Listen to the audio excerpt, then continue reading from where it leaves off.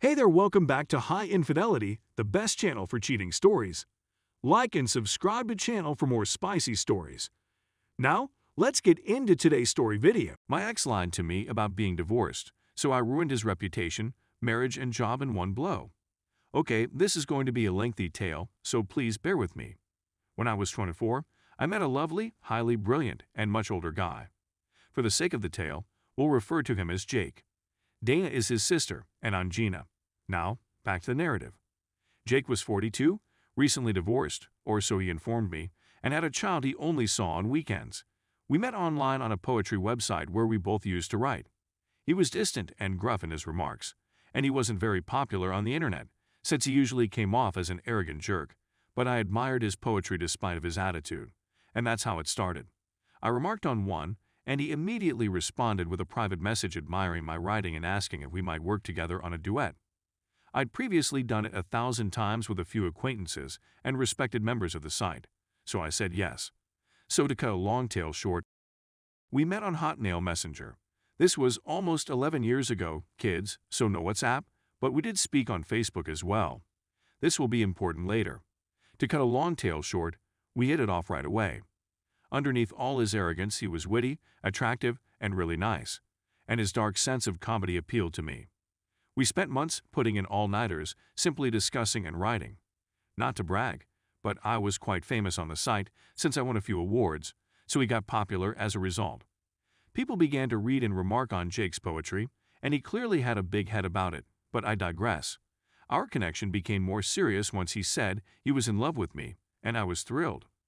As a result, I went along with it.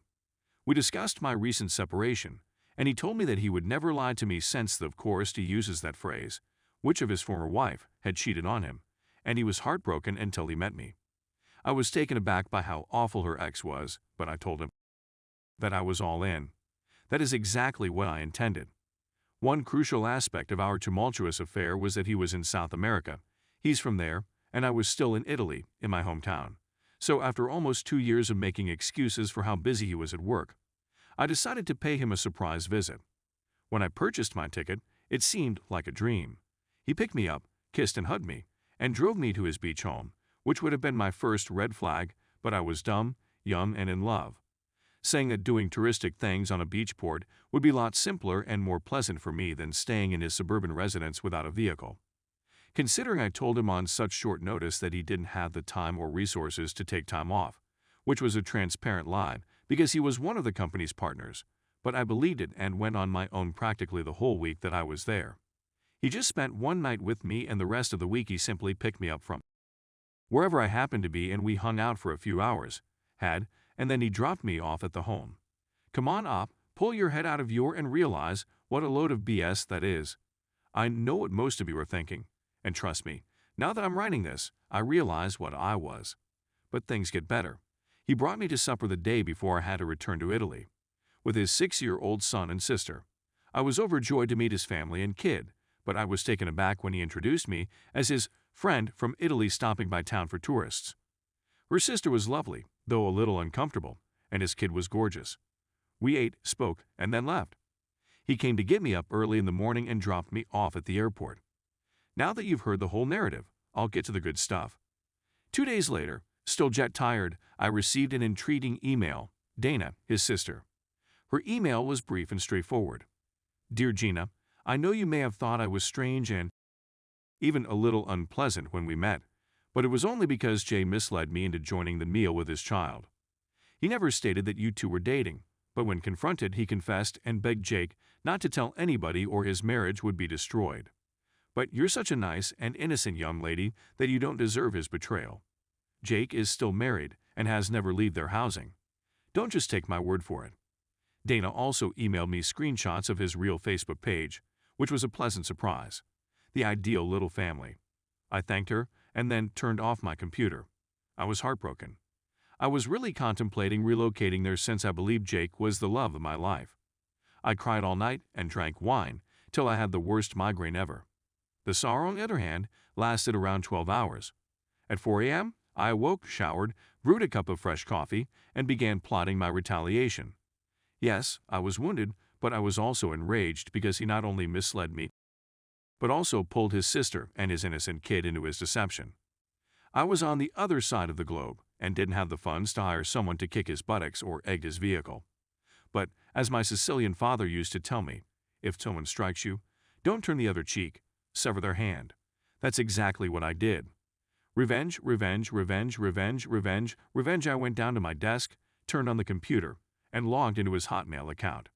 I didn't have the password, but I knew him well enough to answer his 3 security questions in the forgot password part.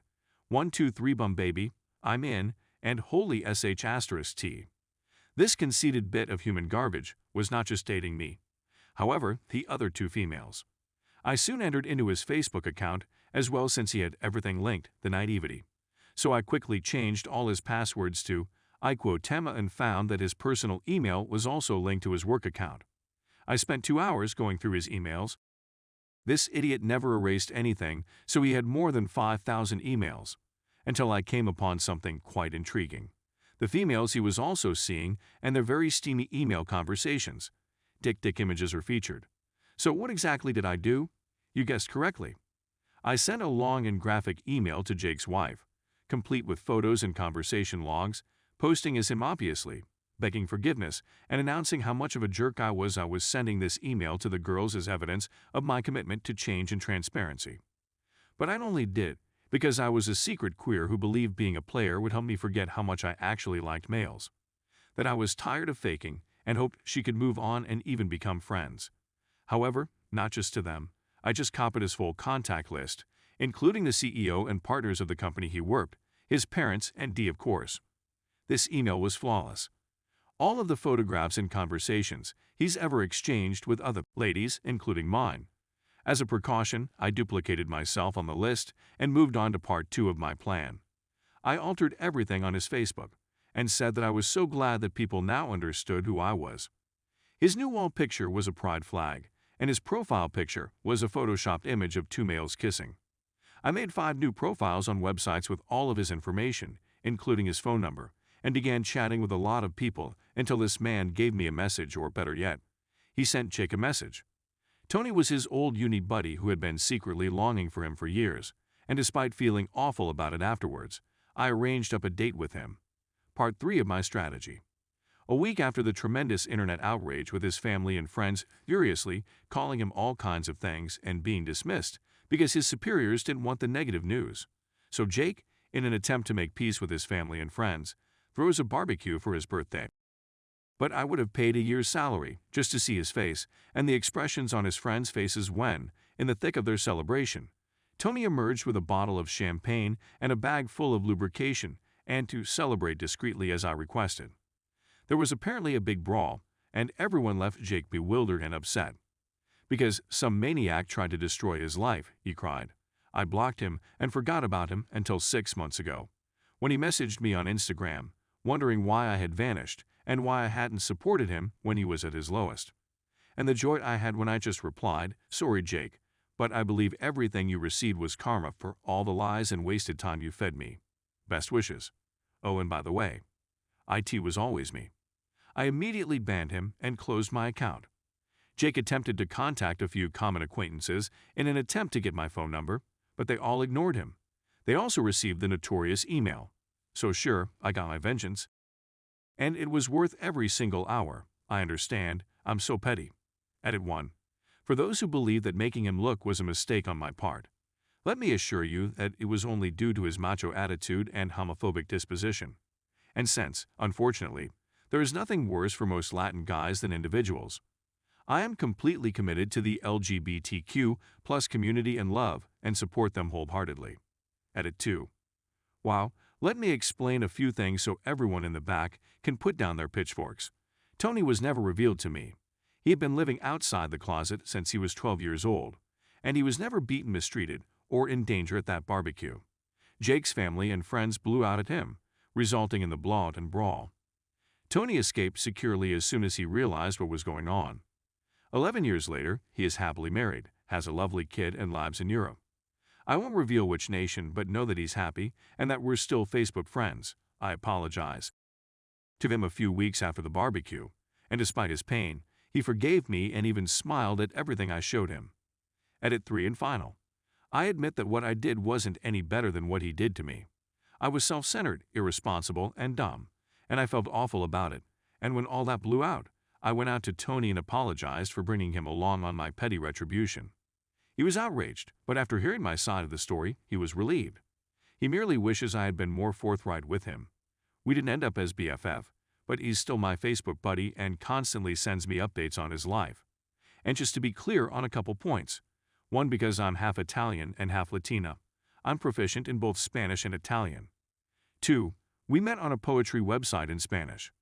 3, the common friends I mentioned are a few pals who lived in South America and contributed to the site with us. 4, they are a highly affluent family. Thus, there will be no serious financial concerns. Jake just lost his job, but a few months later he received daddy's money and established his own real estate firm. I honestly didn't expect things to turn out this way, so I'm not replying any further. All I'm saying is that this is a recollection from one of the worst periods of my life. So it's not fiction. It's not nonsense for karma or nothing. It's a remembrance of someone I'm no longer. Thank you for taking the time to read this, and have a nice day.